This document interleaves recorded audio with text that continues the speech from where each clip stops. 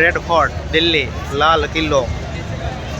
આપણે પહોંચી ગયા છીએ લાલ કિલ્લાની બાજુમાં, દિલ્હી.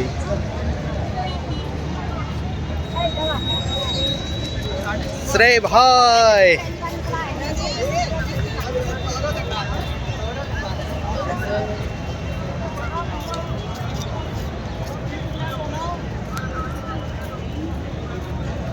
લાલ કિલ્લાની સફરે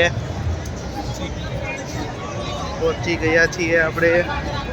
તમે લાલ કિલ્લાના દ્રશ્યો જોઈ શકો છો. પ્રધાનમંત્રી શ્રી અહીંયાથી ધ્વજવંદન કરે છે, ઝંડો ફરકાવે છે.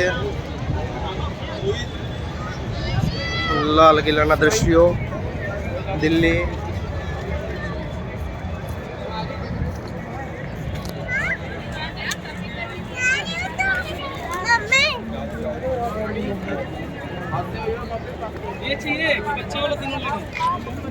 Red fort Delhi.